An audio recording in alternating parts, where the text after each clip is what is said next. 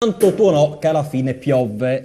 Raffaele Padrone, che è un bravo sindacalista, è anche un ottimo poliziotto ai tempi, insomma, in cui ero più era giovane. effettivamente Ero più giovane. No, vabbè, era più giovane, dai, si fa per dire, li mostra bene tutti gli anni, tra altre cose con la mascherina tricolore in dell'Italia, Donata Presta e Donatella Gazzin, che tra altre cose si spendono mi per procurano fare sempre questi bellissimi a seconda lavori. dell'abbigliamento. Bravo, tanto tuonò che alla fine piove perché lei si è battuto fino alla fine perché appunto gli agenti di polizia, ma tutte le forze dell'ordine fossero dotate di dispositivi di sicurezza per i controlli. Alla fine cosa è successo? Rubo prego. 3 secondi alla risposta per un particolare, per quelle maledette fotografie che ho visto delle immondizie riempite da mascherine, certo. Queste cose qui. Ha detto bene il dottor Marchiori, la gente è maleducata, la gente è arrogante. Lei sa benissimo che io per motivi personali conosco bene l'ambiente del commercio, soprattutto quello degli ipermercati. Bene, io dovevo capitare questa mattina davanti a un supermercato, a un ipermercato qua vicino, perché sicuramente avrei agito non da sindacalista della Polizia di Stato, ma avrei agito come ispettore superiore della Polizia di Stato e avrei segnalato e denunciato la persona. La fortuna è che non mi sia trovato in quel momento. Perché i riferimenti se vuole... Perché? Sa perché? Perché in questo supermercato di cui le sto parlando, e non mi riferisco a quello delle fotografie, una persona questa mattina si è presentata con la mascherina a mo' di foulard. Fortunatamente lei ha detto bene, visto l'emergenza di Covid-19, ma visto lei ha parlato di incassi, bene, questo ipermercato che è qua vicino a noi si è dotata di personale della protezione civile che volontariamente presta servizio lì e sta attenta. Allora, quando la persona si presenta con la mascherina così, gli viene fatto notare che all'interno dell'ipermercato dovete indossare mascherina e guanti, i guanti addirittura li danno alla porta, quindi tante volte non serve neanche che uno se li porti, no, convinta di poter di entrare in questo sistema. Gli hanno fatto presente la situazione, è venuto fuori un pandemonio. Allora, lo sapete benissimo come ci si deve comportare per entrare in un ipermercato. Dovete entrare così.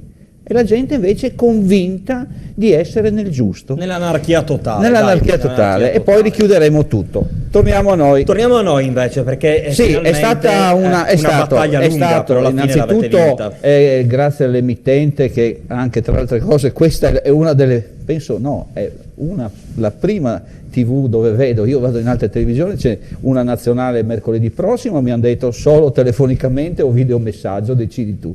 Quindi bravo al direttore che... tutte le responsabilità come me ne sono sempre assunte. Bravo. Pagherò nel bene e nel male, insomma, però, anche questa scelta, staremo a vedere. Ringrazio tramite la sua televisione l'assessore Riccardi del Friuli Venezia Giulia, chiaramente il governatore che ha dato questa disposizione perché su nostra richiesta già all'inizio di aprile avevamo chiesto di ottenere il tampone per tutte le forze dell'ordine, come era successo in Veneto, dove il Zaia, il governatore del Veneto, aveva dato l'ok per queste prove. Abbiamo atteso sinceramente, dopo la presentazione anche di una interpellanza regionale del consigliere Conficoni, abbiamo atteso e siamo riusciti a ottenere anche l'inizio delle prove sierologiche, quindi al di là dei tamponi che forse sono meno precisi in questo momento, perché sappiamo benissimo, abbiamo imparato che fai il tampone oggi, fra 3 giorni potresti incorrere ed essere positivo. Il test invece sierologico dà l'opportunità, perché se siamo sicuri noi operatori nella strada, sono sicuri anche i ai nostri contribuenti, ai nostri cittadini, ai nostri corregionali. C'è stata peraltro una ordinanza, anzi una circolare del signor Capo della Polizia, il prefetto Gabrielli, il quale proprio sabato ha ribadito tramite i prefetti e i questori di porre in essere controlli più massicci. Beh, io devo dire che i controlli mi pare che siano stati massicci, le dico solo che nella giornata del 1° maggio ci sono stati 320.000 controlli. 320.000 controlli, quindi il massiccio, al di là che poi ogni volta che sentivo questa parola massicci, e sono sempre quelli gli uomini della Polizia di Stato, non è che sono aumentati, signor Capo della Polizia, e quindi diamoci anche una ragione, ma 320.000 penso che siano abbastanza. Un'altra cosa, parlavamo di mascherine. Adesso il signor Capo della Polizia ha detto che negli uffici dobbiamo essere contingenti, perché dobbiamo essere un giorno sì, un giorno no, uno la mattina, uno al pomeriggio, e dobbiamo indossare le mascherine. Adesso, che grazie a Dio spero che non finisce, però diciamo questa fase 2 non è finita. Adesso, prima no, perché sembrava una cosa brutta. Ma come facciamo? Stiamo veramente ragionando. Imponiamo a lei di mettere la mascherina e io in ufficio devo stare senza, perché sennò è brutto.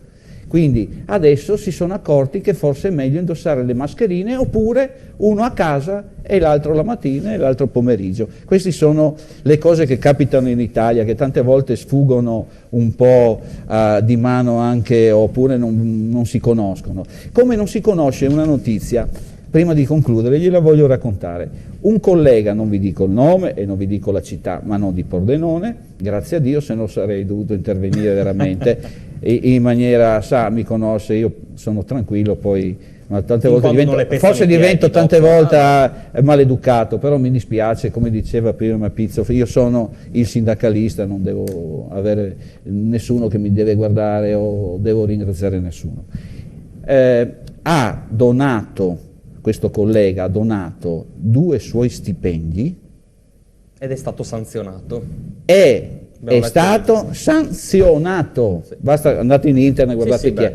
Siamo intervenuti presso il Capo della Polizia, la mia segreteria generale dell'FSP è intervenuta perché si metta fine a questa obbrobrio, a questo pensiero, cioè ha denigrato la Polizia di Stato perché ha dato dei soldi, ha donato 2 stipendi e l'ha detto ai giornali, l'ha detto in televisione, e non aveva una copertura forse che c'ha un dirigente sindacale, ed è stato sanzionato.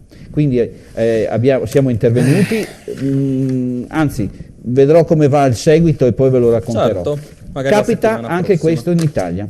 Grazie come sempre al dottor Raffaele Padrone, vice segretario nazionale di FSP Polizia di Stato. Adesso andiamo a guardarci un servizio che arriva dal Veneto, perché è cominciata, come abbiamo già detto prima, la fase 2. Com'è stata la ripresa del trasporto pubblico locale? Arrivano le prime ripercussioni e inevitabilmente i primi disagi.